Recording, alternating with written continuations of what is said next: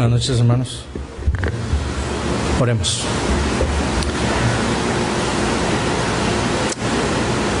Dios Todopoderoso, Santo y justo, venimos en el nombre de tu Hijo Jesucristo, implorando, Señor, tu misericordia, reconociendo, Señor, que tú buscas, Señor, manifestar tu gloria en todo lo que hagamos aquí, como tu pueblo, el cual tú has convocado en esta noche para estar aquí. Venimos, Señor, humildes, reconociéndonos débiles e incapaces,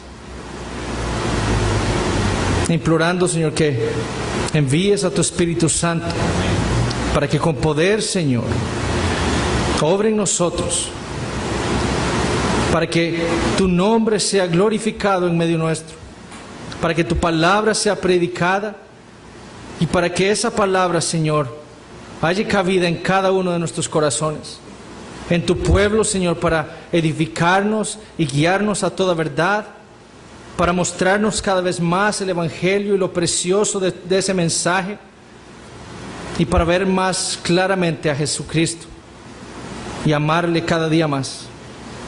Y en aquellos que no te conocen, Señor, que tu palabra, Señor, llegue a esos corazones duros y que tu Espíritu Santo los cambie en corazones de carne, que les des una nueva vida espiritual, abriéndoles sus ojos para que vean a Jesucristo, el único Salvador que tú has dado a los hombres para perdón de pecados.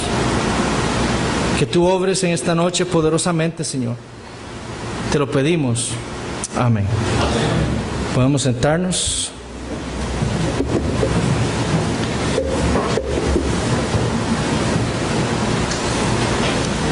Y buscamos en nuestras Biblias el libro de Nehemías.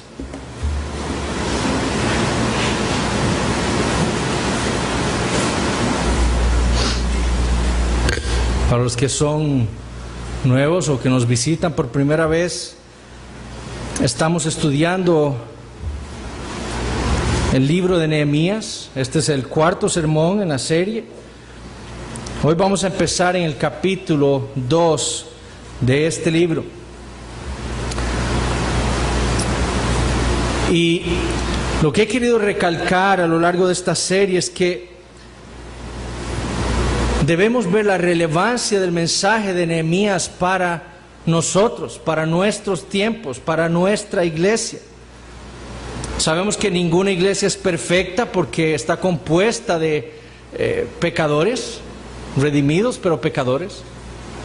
Pero una iglesia imperfecta puede ser una iglesia sana, si es una iglesia que busca conformarse a la palabra de Dios, o según la palabra de Dios. Y Nehemías es un libro que puede ayudarnos a conformarnos más a la Biblia como iglesia.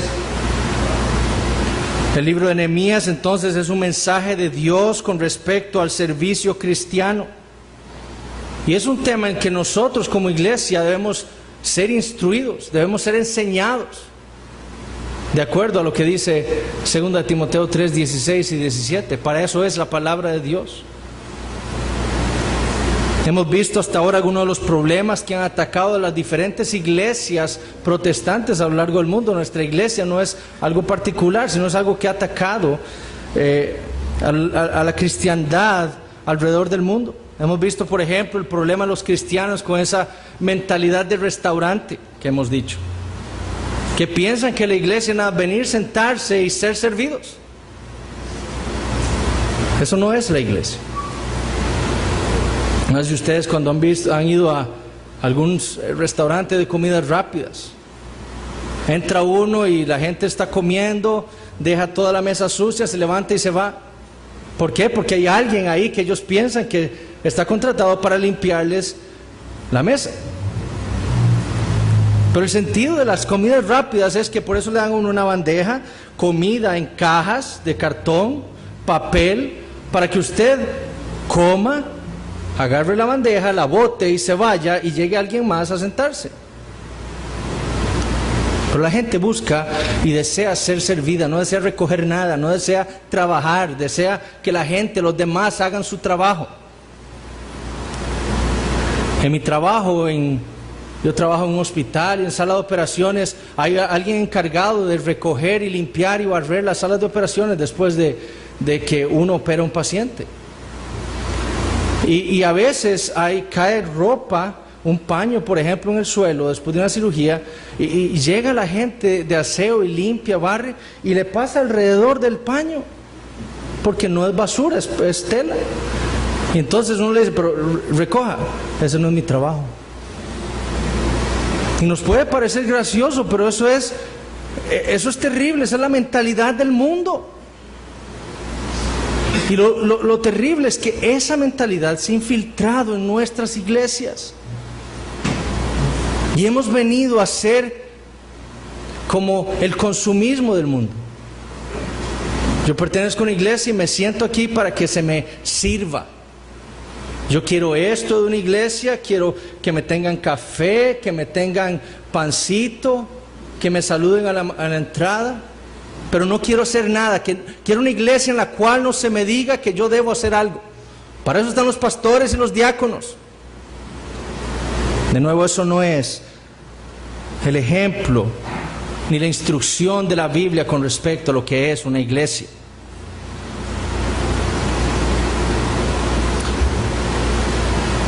El problema principal de todo esto es que, como vimos la semana pasada, el cristiano ha perdido, ya no sabe cuál es su identidad.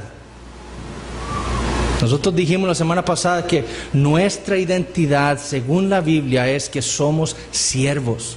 Y esa palabra en la Biblia es esclavos. Nosotros somos esclavos. Éramos esclavos de Satanás antes de que Dios nos salvara. Y Dios fue a nosotros, nos compró con la sangre de su Hijo Jesucristo. Y pasamos a ser de siervos o esclavos de Satanás, pasamos a ser siervos o esclavos de Dios. Esa es nuestra identidad. Esa es nuestra identidad. Y el Espíritu Santo ha dotado a cada uno de nosotros, los creyentes, con dones espirituales específicos para servirle a la iglesia a la cual Él nos ha traído. El Espíritu Santo no convierte a una persona y la deja ahí. No, la trae a una iglesia, a un cuerpo local. Él es un miembro. Se le han dado dones para servirle a un cuerpo local. Esa es la iglesia. Ahora, Nehemías, como hemos visto hasta ahora, no tenía esa mentalidad de restaurante. Todo lo contrario. Cuando él vio una necesidad en su pueblo, él buscó ¿qué? Servir. Cuando él escuchó lo que estaba pasando, ¿qué fue lo que él hizo? Buscar la manera de servirle a su pueblo. De nuevo, la pregunta es ¿por qué?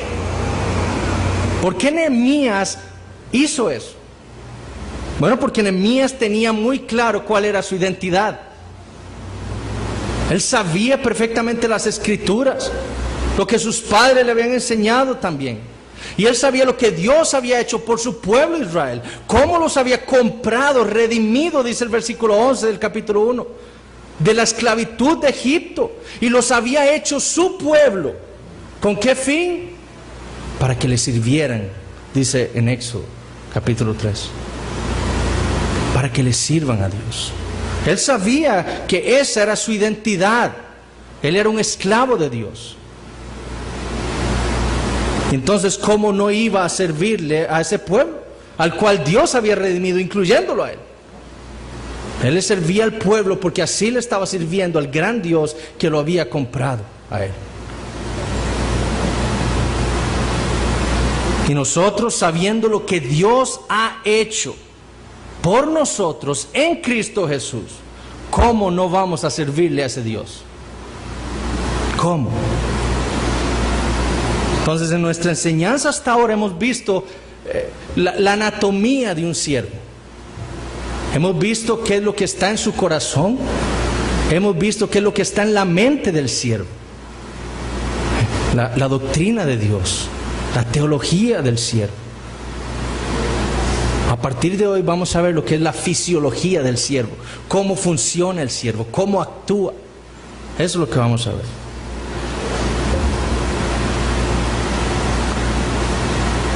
El título de este sermón es El siervo en acción. El siervo en acción. Leamos entonces Nehemías 2, versículos del 1 al 10. Dice así: sucedió en el mes de Nisán, en el año 20 del rey Artajerjes, que estando ya el vino delante de él, tomé el vino y lo serví al rey. Y como yo no había estado antes triste en su presencia, me dijo el rey: ¿por qué está triste tu rostro? Pues no estás enfermo. ¿No es esto sino quebranto de corazón?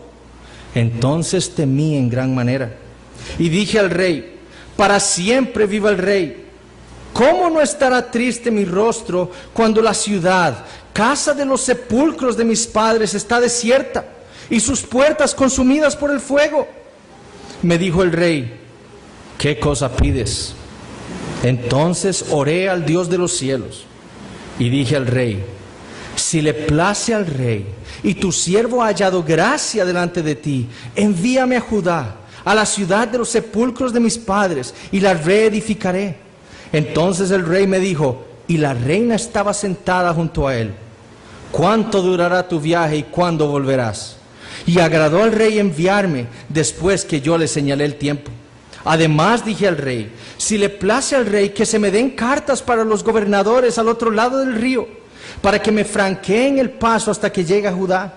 Y carta para Asaf, guarda del bosque del rey, para que me dé madera para enmaderar las puertas del palacio de la casa y para el muro de la ciudad y la casa en que yo estaré.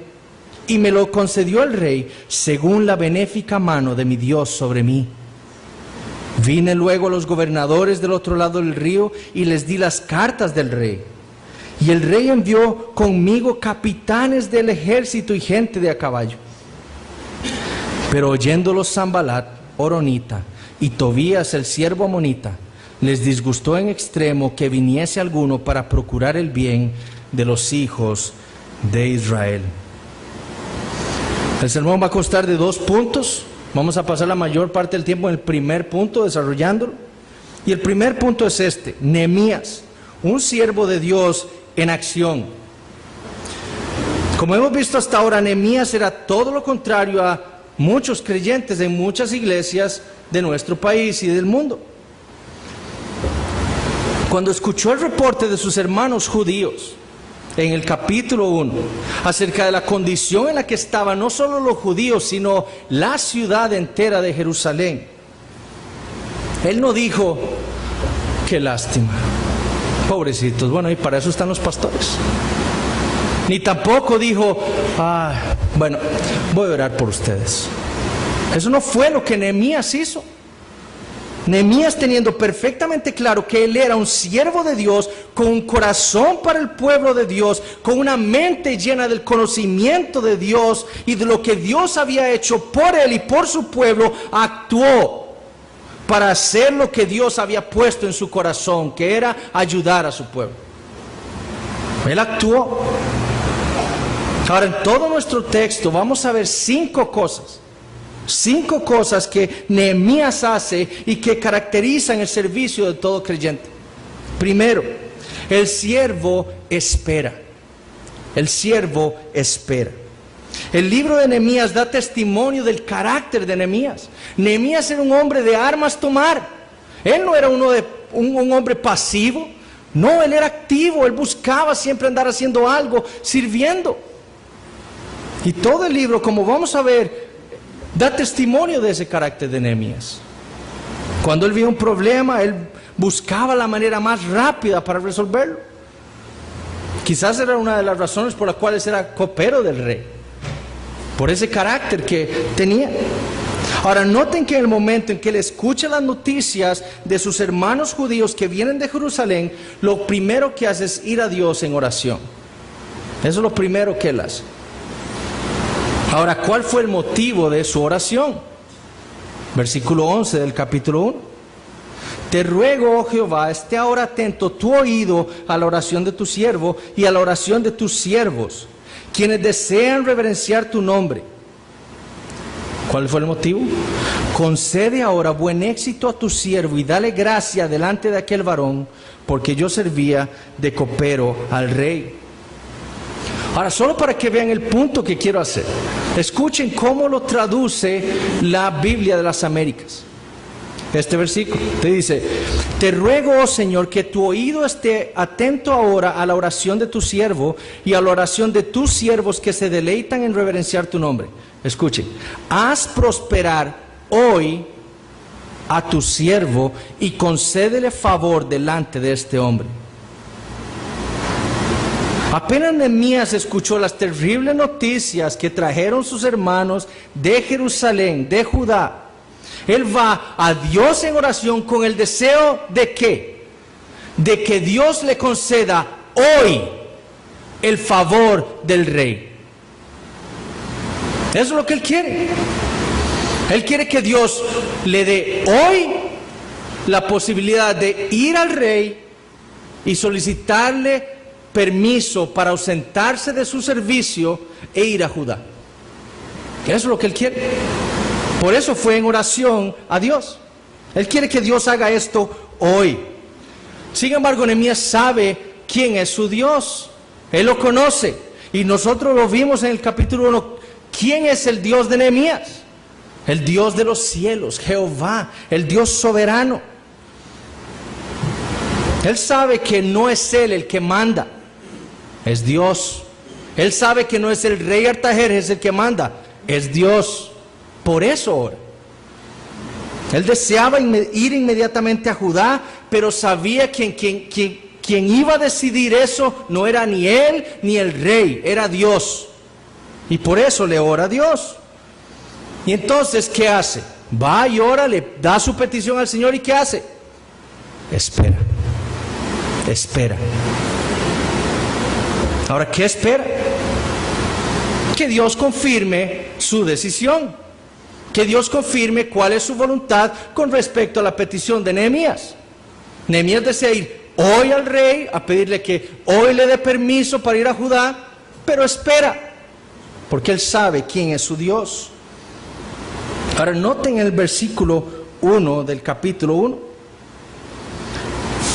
La oración de Nehemías en el capítulo 1 se da en el mes de Quisleu, noviembre más o menos. Ahora noten que los primeros 8 versículos del capítulo 2 se da en el mes de Nisan, 4 meses después. 4 meses después. Nehemías no esperó 2 días, ni 3, ni 15, ni 30, esperó 40 días. 40 días esperó la respuesta de Dios en oración. Para Nehemías, en su mente era urgente ir a Judá. Eso es lo que debemos ver. Nehemías creía urgente que él fuera a servir a Judá. Y por eso esa fue su petición a Dios. Pero él no actúa apresuradamente. Él sabe quién es su Dios. Él sabe que Dios es quien manda. Y entonces espera. Porque es Dios quien le debe decir cuál es el momento indicado para ir. Él sabía que Dios siempre responde a las oraciones de sus siervos. Y eso le daba confianza en sus oraciones. Pero también sabía que la respuesta de Dios puede ser un sí, está bien, hoy vas a ir. Puede ser no, tú no eres el que vas a ir. O podía ser ahora no, después.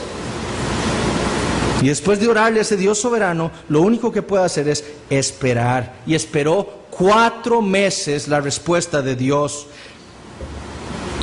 Hemos visto que Nehemías conocía perfectamente las escrituras del Antiguo Testamento. Él era un hombre disciplinado espiritualmente. Él sabía perfectamente los ejemplos de pecados de su pueblo.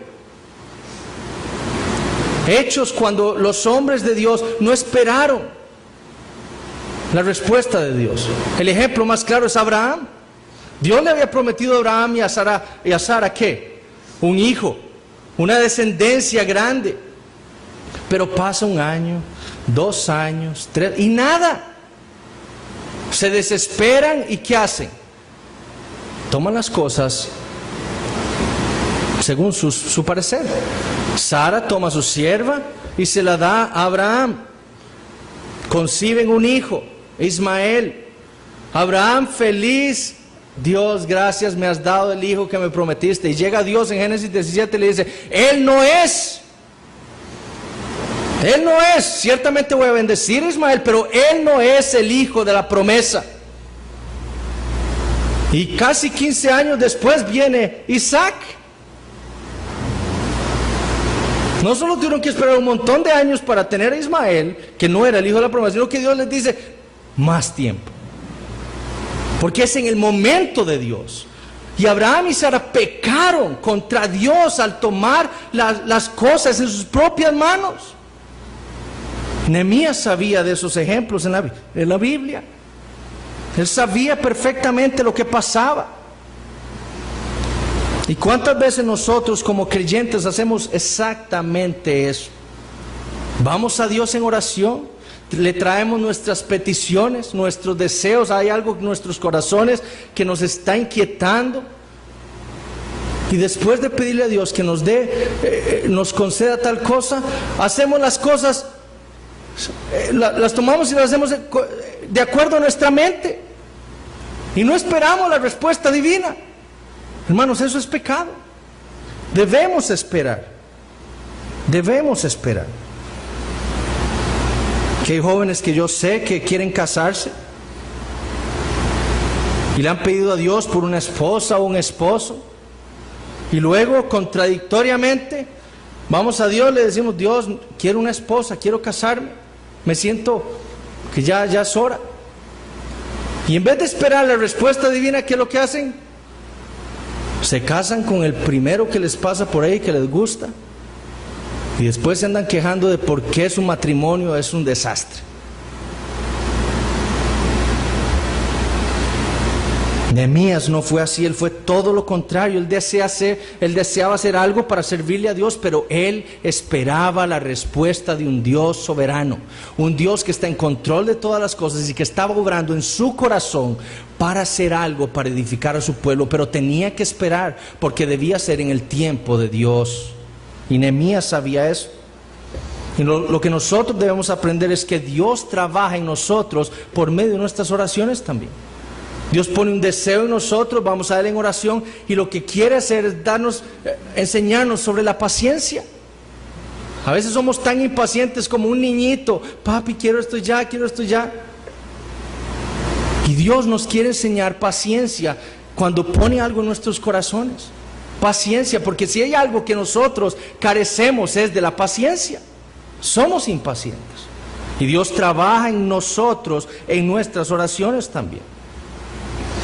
Cuando Pablo, estamos estudiando la carta de Pablo de Filipenses, cuando Pablo le escribe esa carta a esa iglesia, él está en la cárcel. Y nosotros vemos que Pablo le ha orado para que Dios le conceda salir de la cárcel. ¿Ustedes creen que Pablo no quería estar libre? Por supuesto que sí. Pero vean lo que Pablo dice en Filipenses 1, 12 al 14, dice: quiero que sepáis, hermanos, que las cosas que me han sucedido han redundado más bien para el progreso del Evangelio. Pablo pensaba probablemente, aquí en la cárcel estoy perdiendo mi tiempo. Yo podría estar afuera evangelizando a los hombres. Y Pablo dice todo lo contrario, después de pasar su tiempo en oración delante de Dios. Todo lo que me ha sucedido, esta cárcel ha redundado más bien para el progreso del Evangelio, de tal manera que mis prisiones se han hecho patentes en Cristo en todo el pretorio y a todos los demás. Y la mayoría de los hermanos, cobrando ánimo en el Señor con mis prisiones, se atreven con mucho más a hablar la palabra sin temor. Entonces no solo Dios está obrando por medio de Pablo en la cárcel, expandiendo el Evangelio ahí, pero también las prisiones de Pablo sirvieron para darle valor a sus hermanos, para predicar la palabra sin temor. Dios obró ahí. Pero Pablo esperaba la orden de su gran Dios. Hermanos, ¿tienen ustedes un deseo de hacer algo para servir al Señor en la iglesia? ¿Lo han llevado al Señor en oración? Aprendamos a esperar la respuesta de Dios. Aprendamos a esperar. La espera es de suma importancia para un siervo que desea actuar. Segundo, el siervo confía. El siervo de Dios confía. Entonces Nehemías tenía un deseo por el cual fue a Dios en oración, pero sabiendo que Dios es soberano, el Dios del universo y su Redentor. Él sabía que Dios lo escuchaba a él. Ahora noten los versículos 2 y 3 del capítulo 2, que Nehemías no solo esperó por más de 4 meses la respuesta de Dios, sino que en esos 4 meses confió en que Dios le daría una respuesta. Y confió en que Dios no solo le daría una respuesta, sino que le daría la gracia necesaria para actuar en el momento en que Dios le daría delante del rey para concederle su petición. Dice al final del versículo 1: y como yo no había estado antes triste en su presencia, me dijo el rey: ¿por qué está triste tu rostro? Pues no estás enfermo. ¿No es esto sino quebranto de corazón? Entonces temí en gran manera y dije al rey: para siempre viva el rey. ¿Cómo no estará triste mi rostro cuando la ciudad, casa de los sepulcros de mis padres, está desierta y sus puertas consumidas por el fuego? Por 4 meses orándole a Dios por la petición de ir a Jerusalén, que Dios se la concediera y que le concediera gracia delante del rey Artajerjes. Y por 4 meses ha pasado y servido alegre al rey, probando el vino, feliz, como normal. Pero en este día Nehemías era otro. Él está triste. Triste. Ahora debemos ver que el mes de Nisan es el inicio del año nuevo en estas culturas. Y lo que estamos leyendo aquí quizás sea una de esas fiestas que tenía el rey por este año nuevo.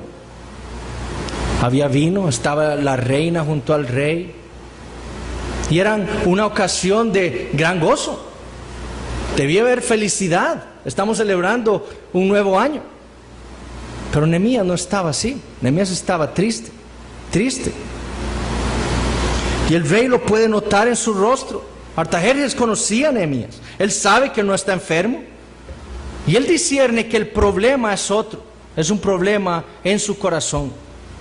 Y literalmente el rey le dice a Nehemías que lo que tiene es tristeza de corazón.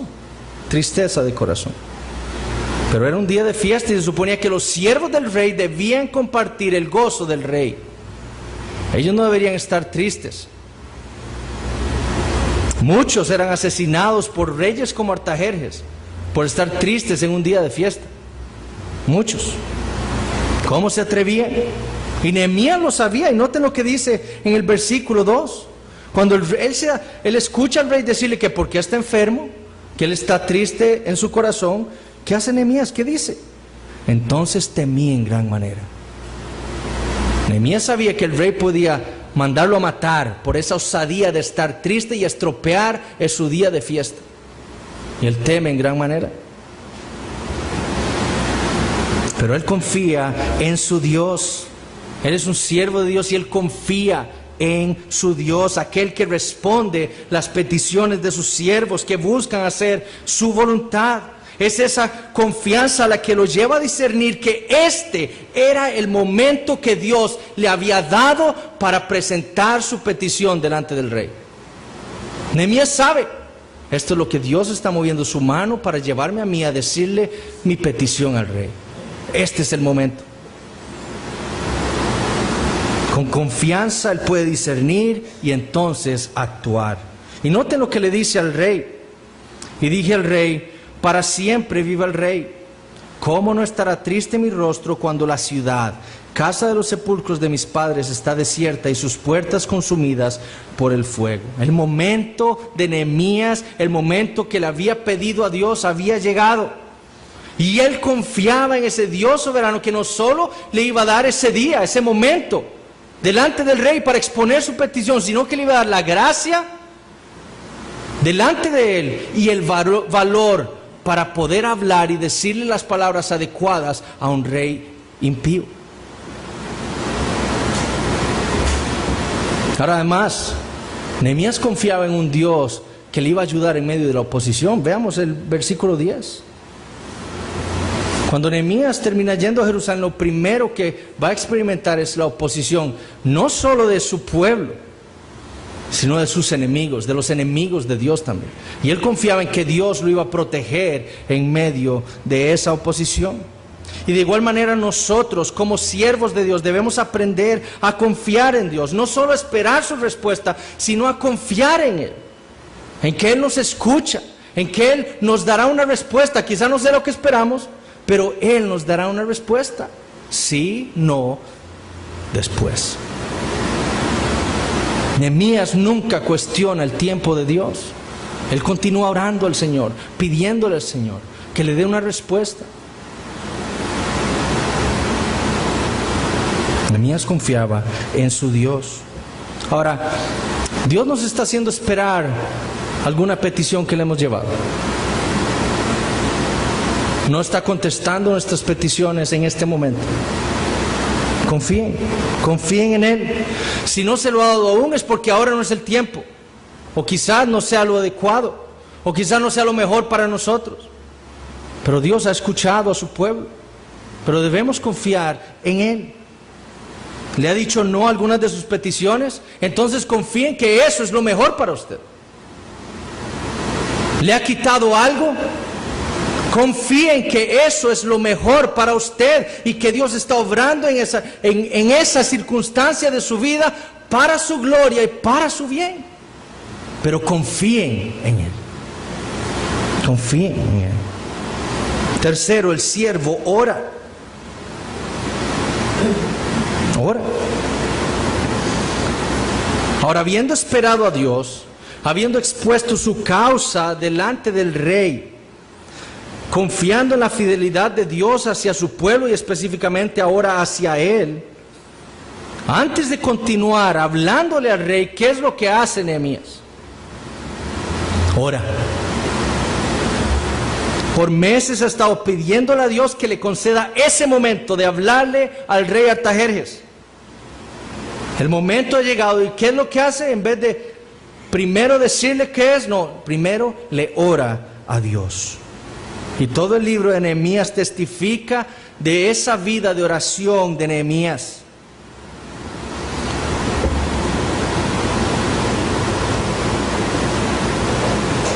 Versículo 4, me dijo el rey, ¿qué cosa pides? Ya llegó el momento. ¿Qué hace Nehemías? Entonces oré al Dios de los cielos. Quizás el rey se quedó así como, ¿qué está haciendo esto? Conteste. Pero hay una prioridad para Nehemías primero. ¿Y qué nos enseña esta forma de actuar de Nehemías? Primero, la necesidad de la oración.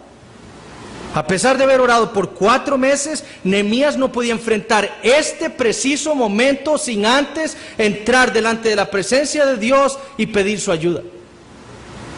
4 meses, y ahora llega el día y no puede hacer eso antes de orar. Él no puede entrar y decir las cosas por cuenta propia. Necesita pedirle de la gracia de Dios para con él. Segundo, nos enseña sobre lo apremiante de la oración. No debemos esperar un espacio específico para orar, un tiempo específico para orar. En cualquier momento le podemos orar a Dios. El Espíritu Santo mora dentro de nosotros. Nosotros somos el templo de Dios. No tenemos que venir a la iglesia a orar, no tenemos que esperar un espacio en nuestras casas para orar. No, en cualquier lugar, en cualquier momento, el creyente le puede orar a su Dios. Hay veces que estoy en una cirugía, las cosas no están saliendo bien con el paciente. Yo estoy con mis colegas ahí, ¿qué estoy haciendo? Orando. Orando al Señor. Que me ayude, que cuide al paciente. Si yo me espero a que me dé un espacio para orar, se murió el paciente. Puede pasar también, a pesar de que yo le ore, pero ahí mismo le oro. Porque esa es la bendición que tiene el creyente, de orarle a su Dios en cualquier momento. Y el creyente tiene esa esperanza. ¿Y qué confianza nos debe dar de verdad? Tercero, nos enseña sobre la naturalidad de la oración, es decir, vemos lo natural que era para Nehemías la oración.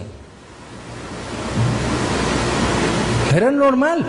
O sea, Dios había 4 meses orándole a Dios, ahora había llegado el momento, ¿y qué hace? Lo que es lógico y natural para él, orar. Eso debemos aprender nosotros, porque la oración no es natural para nosotros. Lo espiritual no es natural para nosotros, debemos aprenderlo. Por lo tanto, debemos ejercitarnos. Como vamos al gimnasio a entrenar nuestro cuerpo, debemos entrenar nuestra vida espiritual en la oración, para que lo que no es natural se vuelva natural. Eso hizo Nehemías. Para él era algo tan natural, porque se disciplinó en eso, que cuando llegó el momento hizo lo que era natural para él, orar. Cuarto, nos enseña sobre la confianza de la oración. Nehemías dice: entonces oré al Dios de los cielos. Nehemías conocía quién era su Dios. ¿Cómo no iba a confiar en ese Dios? Nuestras oraciones deben reflejar esa confianza que tenemos en nuestro Dios. Y quinto, nos enseña sobre la eficacia de la oración. Y es por eso que Dios ha dispuesto la oración para su pueblo. Él quiere que nosotros vayamos a Él en oración para demostrarnos que Él escucha, que Él cumple, que Él es fiel. Y cómo Él contesta nuestras oraciones, y qué gozo nos produce a nosotros cuando vemos la fidelidad de Dios para con nosotros, su bondad y su misericordia. Y vean que obtuvo respuesta. El rey le ha dicho: ok, ¿qué te pasa? Nehemías ora y seguro le está pidiendo a Dios: ahora sí, llegó el momento, por favor dame la gracia para hablar, dame el valor, pero también dame gracia delante de Él para que me conceda lo que le voy a pedir. Y vean la eficacia de la oración, versículo 5. Y dije al rey: si le place al rey y tu siervo ha hallado gracia delante de ti, envíame a Judá, a la ciudad de los sepulcros de mis padres, y la reedificaré. ¿Y qué pasó? Fe. Eficaz. Dios respondió a la oración de Nehemías. Hermanos, la oración es eficaz, lo vimos en Santiago, ¿verdad? La oración eficaz del justo, dice Santiago 5:16, puede mucho. Y Nehemías lo sabía. Y por eso oraba. Cuarto, el siervo planea. El siervo planea antes de actuar. Ahora, lo que deseo que veamos es lo siguiente: esperar en el Señor, o esperar el tiempo de Dios para que nosotros le sirvamos de una u otra manera, no quiere decir que nos quedemos sin hacer nada, estáticos. Eso no significa esperar en el Señor. Noten que eso no fue lo que hizo Nehemías. Nehemías no oró y ya. No. Él no oró por 4 meses, se sentó y no hizo nada más. Él se preparó y planificó. Él le dice al rey: envíame a Judá, a la ciudad de los sepulcros de mis padres, y la reedificaré. Versículo 6. Entonces el rey me dijo, y la reina estaba sentada junto a él: ¿cuánto durará tu viaje y cuándo volverás? Y agradó al rey enviarme después de que yo le señalé el tiempo. Además dije al rey: si le place al rey que se me den cartas para los gobernadores al otro lado del río, para que me franqueen el paso hasta que llegue a Judá, y carta para Asaf, guarda del bosque del rey, para que me dé madera para enmaderar las puertas del palacio de la casa, y para el muro de la ciudad y la casa en que yo estaré. ¿Qué vemos ahí? ¿A un siervo que se quedó sentado sin hacer nada después de orar por 4 meses? No. Primero, en esos 4 meses de reflexión y oración constante a Dios, Nehemías pudo identificar bien cuáles eran los problemas que estaba enfrentando su pueblo en Jerusalén. Él se informó bien qué era exactamente lo que estaba pasando. Y entonces pudo hacerle un buen reporte al rey. Además, él sabía perfectamente dónde llegarle al rey. Cuando llegara la oportunidad, él sabía dónde. Porque los reyes de Persia estimaban mucho los sepulcros de sus difuntos. ¿Qué le dice Nehemías?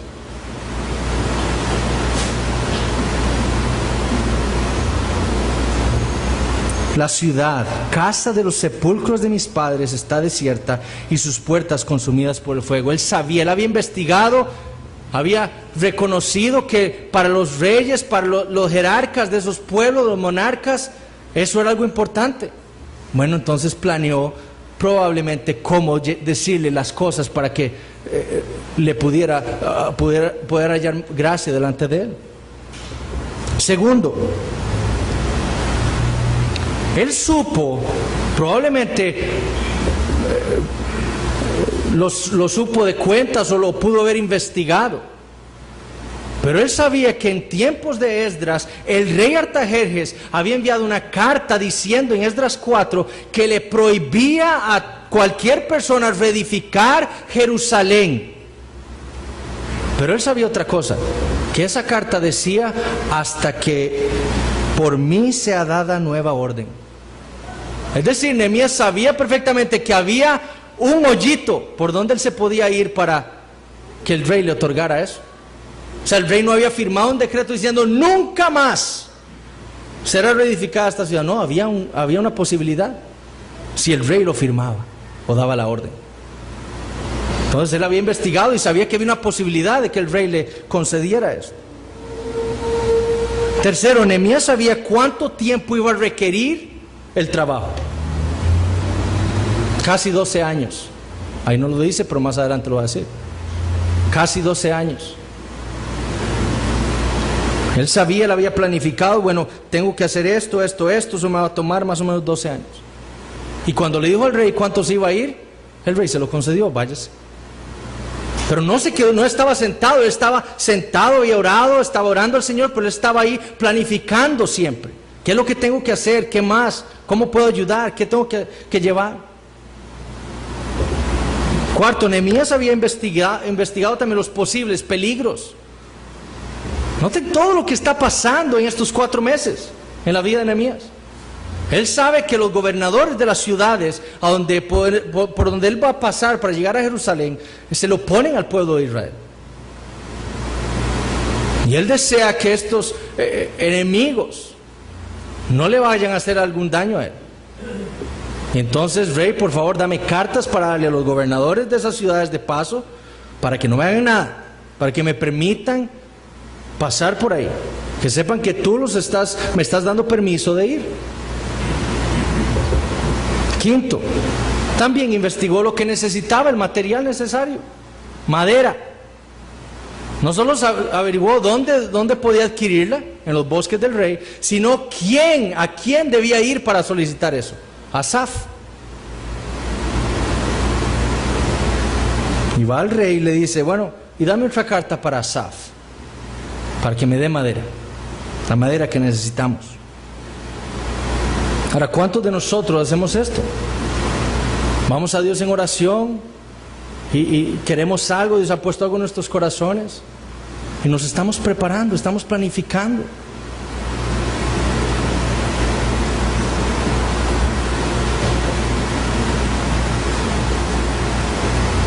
Los jóvenes aquí, ¿ustedes desean casarse algún día? ¿Es eso lo que Dios ha puesto en sus corazones? Espero que, si es así, le hayan orado al Señor por eso y que estén constantemente pidiendo al Señor por eso. Pero la pregunta es esta: ¿qué está haciendo usted para prepararse desde ya para ese ministerio? ¿O pasa usted como joven, varón, jugando PlayStation todo el día, en vez de estarse preparando, leyendo la Biblia, absorbiendo, disciplinado en la piedad, leyendo libros de hombres piadosos? ¿Qué está haciendo? Hay un deseo en su corazón y entonces está usted esperando al Señor me traerá una mujer o un varón. ¿Está usted preparándose para ese deseo que usted tiene? ¿Para el ministerio cuando Dios se lo dé? Porque si usted está jugando PlayStation, cuando llegue una mujer, usted va a hacer algo malo para ella. Desde ya los varones, jóvenes, deben estarse preparando para ese día. Deben estarse preparando para ser el marido que su mujer, su esposa, la que Dios le dé, necesita. Sus futuros hijos necesitan un padre que desde ya se esté preparando en la piedad. Pero a veces oramos y Señor, yo quiero esto, y no hacemos nada. No, hay un deseo en su corazón. Prepárese para eso. Para ese ministerio que el Señor le dará. Igual si queremos cualquier otra cosa. Hay que prepararse, no hay que estar estáticos en la espera del tiempo del Señor. Hay que prepararnos, planificar.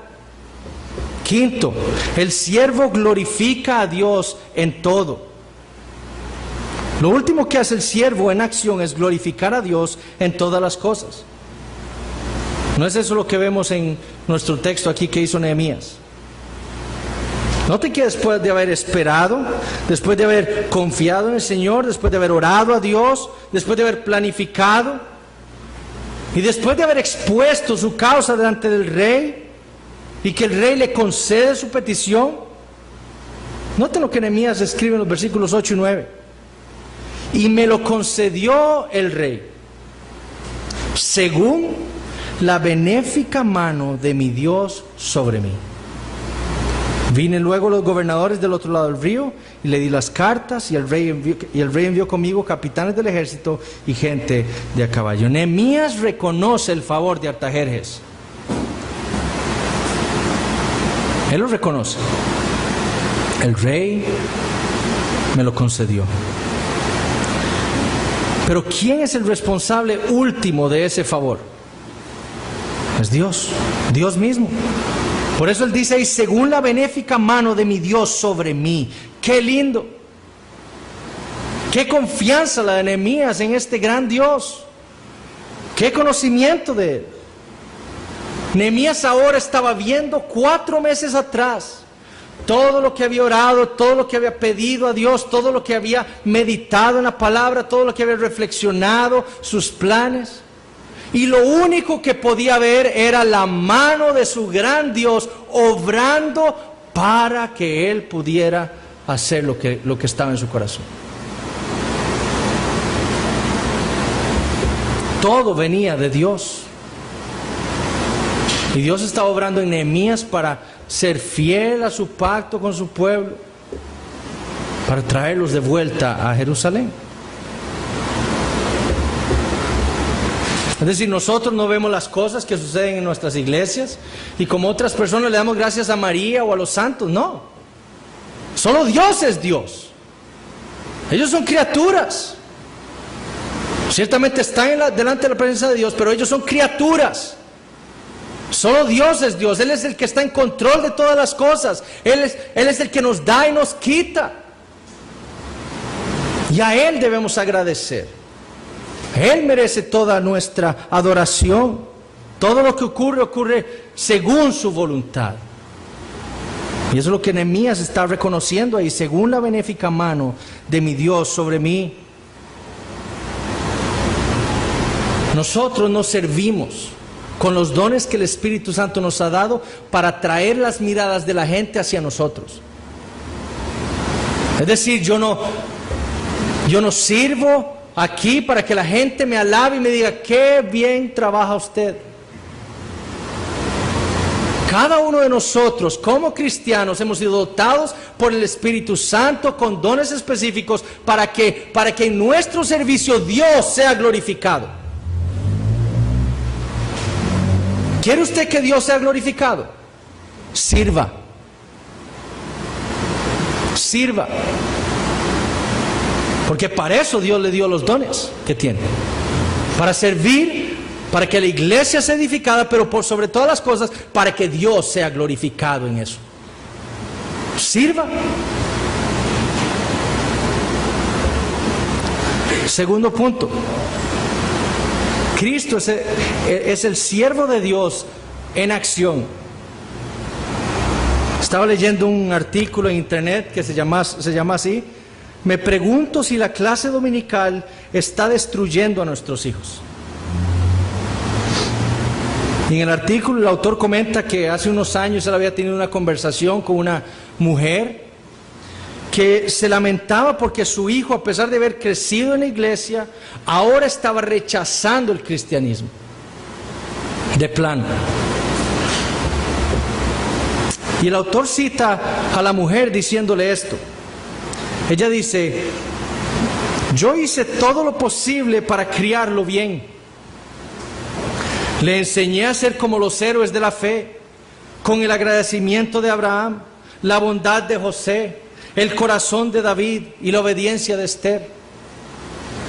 Y el autor decía: ella se preguntaba por qué él había rechazado el cristianismo. Yo me preguntaba por qué había durado tanto.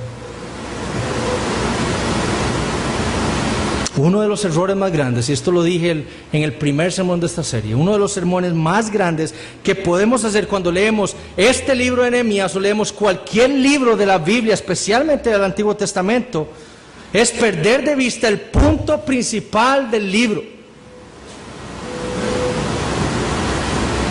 Nehemías debe ser leído con un lente cristológico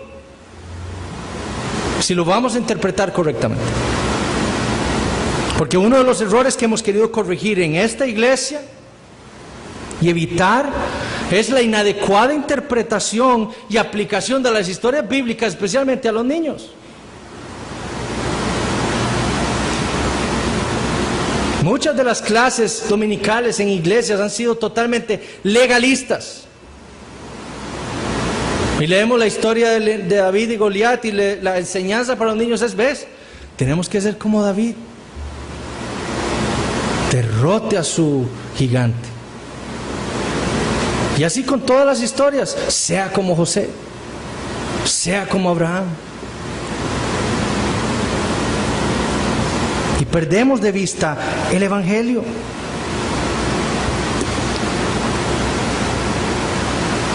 Y vemos que esos niños que han sido enseñados, muchos en bajo ese tipo de enseñanzas, no solo ahora viven como impíos, sino que rechazan el cristianismo. Y lo peor de todo es que lo que se les ha enseñado no es cristianismo. Eso es lo peor. Rechazan, se van de la iglesia, rechazan el cristianismo, no quieren saber nada más con una iglesia o una Biblia, porque piensan que lo que se les enseñó fue cristianismo. Y eso es mentira. Enseñarle a nuestros niños que deben ser como Abraham, o como David, o como José, o como Nehemías, no es cristianismo. Abraham no es el punto del libro de Génesis. David no es el punto del libro de Samuel. Nehemías no es el punto del libro de Nehemías. Cristo es el punto. Cristo es el punto. Los niños y todos los hombres necesitan saber que ellos son débiles, incapaces, como Abraham, José, David, Nehemías, Esther, Isaac, Jacob, como todos los hombres de la Biblia. Débiles e incapaces de agradar a Dios por sus propias obras. Que ellos están condenados, como lo estuvieron ellos también. Pero si queremos ser siervos para estos niños y para los hombres que vienen aquí, debemos hacerles o mostrarles a aquel que fue el objeto de la fe de esos hombres débiles e incapaces que vemos en el Antiguo Testamento: a Cristo. Si queremos ser siervos de Dios, que actuamos para servirle a Dios, debemos ver que primero, lo más importante para nosotros es el Evangelio. Hoy lo vimos en la mañana. Ver el Evangelio y a Cristo como el verdadero siervo de Dios en acción. en nuestro lugar. Ahora veamos el Evangelio aquí en nuestro texto.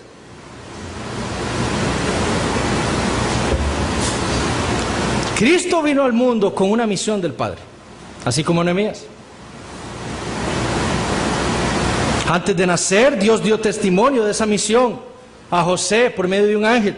Y le dijo, y dará a luz María un hijo, y llamará su nombre Jesús, porque, esta es la misión, Él salvará a su pueblo de sus pecados. Esa fue la misma misión que Jesús mismo dio testimonio. En Juan 6, Él dijo, y esta es la voluntad del Padre, el que me envió, que de todo lo que me diere no pierda yo nada, sino que lo resucite en el día postrero. Jesús tenía una misión. Ahora, ¿cuándo iniciaba esa misión? ¿Ustedes creen que Jesús no estaba orándole al Señor constantemente? Pidiéndole, bueno, confirma cuándo inicio yo mi ministerio, cuándo deseas tú que yo inicie mi ministerio. Por 30 años estuvo el Señor Jesucristo esperando que Dios le diera la respuesta de cuándo debía iniciar su ministerio. Y conociendo las Escrituras, Él supo que en el momento en que aparece Juan el Bautista, aquel de que había profetizado Malaquías e Isaías, ese era el momento de iniciar su ministerio. Dios le estaba diciendo, ahora es el tiempo. 30 años has pasado orando, ahora es el tiempo. Pero el Señor esperó. 30 años. Ahora, ¿qué hizo esos 30 años? ¿Se quedó sentado ahí esperando, orándole a Dios el Padre? No. La Biblia nos dice en Lucas que Jesús crecía en sabiduría y en estatura y en gracia para con Dios y los hombres. Por 30 años, o menos digamos, porque de niño quizá no podía leer, etc. Pero por casi 30 años Jesús estuvo orando al Señor y preparándose para su ministerio, meditando las Escrituras, yendo a las sinagogas para aprender de su Padre. Fue así como supo de la profecía de Isaías y Malaquías. Cuando él se dio cuenta, ha llegado mi hora. El ministerio, la misión para la cual Dios me ha enviado está aquí. Y empezó su ministerio, yendo a Juan el Bautista. Y no solo eso, estuvo también cultivando una vida de total dependencia de su Padre Celestial en oración. En oración. Constantemente lo vemos en los evangelios apartándose de todo el mundo para orar, para estar a solas con su Padre. Pero también confió plenamente en Dios y supo que todo lo que el Dios le había dado, que la misión que el Padre le había dado era lo mejor. Era lo mejor para él, para su pueblo y para la gloria de Dios.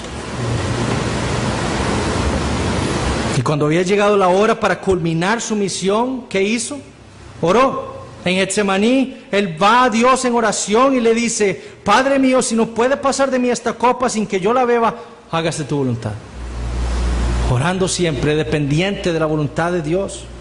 Y así fue la cruz, a morir en lugar de su pueblo, cargando los pecados de cada uno de nosotros, sufriendo la ira de Dios, su Padre, por nuestros pecados, para manifestar la justicia de Dios, su odio por el pecado, y para que muriendo su pueblo pudiera ser justificado, perdonado, adoptado, reconciliado, santificado. Y finalmente en todo lo que hizo dio la gloria al Dios, a su Dios, a Dios el Padre. En Juan 17 Él le dice, yo te he glorificado en la tierra, he acabado la obra que me diste que hiciese, ahora pues Padre, glorifícame tú al lado tuyo con aquella gloria que tuve contigo antes que el mundo fuese. Jesús, como el verdadero siervo de Dios en acción, esperó, confió, oró, actuó y glorificó a Dios en todas las cosas. Y todo en favor nuestro. Porque mucho se predica sobre imitar a Dios y a Jesús. Y sí, tenemos que imitar a Dios, a Jesús. Pero hay algo en lo que no podemos imitarle jamás. Y es en la redención. Esto lo hizo Cristo en nuestro favor, para rescatarnos del pecado, en nuestro lugar.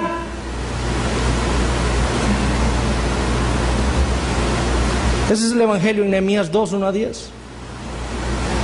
Ahí vemos a Cristo, su obra en favor nuestro, las buenas noticias de Dios para nosotros.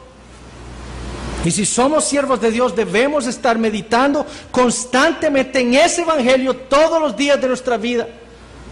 Porque si no meditamos en el Evangelio, vamos a servir incorrectamente. Porque si no meditamos en el Evangelio, vamos a caer en el error de servir con el fin de hallar el favor de Dios por nuestro servicio. Y eso es de Satanás. Es todo lo contrario. Nosotros servimos porque ya hemos hallado el favor de Dios. Servimos porque ya Dios nos ha salvado. No para obtener el favor de Dios, sino porque ya lo hemos obtenido. Ese es el Evangelio. Y esa debe ser nuestra motivación como siervos de Dios para servir en la iglesia para la gloria de Dios. Y si usted no es un creyente, le insto a ver la obra de Jesucristo en el lugar de pecadores para salvarnos. Porque usted no puede hacer nada para estar bien con Dios, para ponerse a cuentas con Dios. Su pecado es demasiado, es infinitamente grave. Y si usted quiere pagar por sus pecados, pagará una eternidad en el infierno. Es por eso que Dios envió a su Hijo Jesucristo, para que el que crea en Él tenga vida eterna. Pero le insto entonces a ver a Cristo en la cruz, a ver sus pecados, a arrepentirse de ellos y a creer en el Señor Jesucristo. Ese es el único camino. No hay otro. No hay otro. Oremos. Padre, te damos gracias en este momento por tu palabra. Gracias, Señor, por tu evangelio.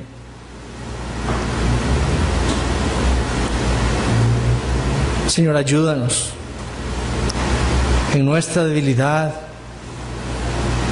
en nuestra ignorancia. Ayúdanos, Señor, a ser el siervo que tú quieres que seamos, Señor. Danos un corazón dispuesto. Llénanos del conocimiento de ti, del evangelio de Cristo. Y danos la inteligencia para actuar. Señor, queremos realmente que esta iglesia sea edificada, no solo por nosotros, sino por sobre todas las cosas, para que tu nombre sea glorificado en medio nuestro. Eso es nuestro deseo. Que la gente pueda ver esta iglesia y decir: gloria a Dios por lo que estás haciendo aquí. Pero necesitamos que tú obres en nosotros y nos cambies. Señor, que tú uses tu palabra para hacer esto. Y aquellos que están aquí, que no te conocen, Señor, que tú obres en sus corazones y les des vida. Que abra sus ojos para que vean a Cristo, el gran Salvador que tú has dispuesto para salvar a tu pueblo. Te pedimos estas cosas en el nombre de Jesús. Amén.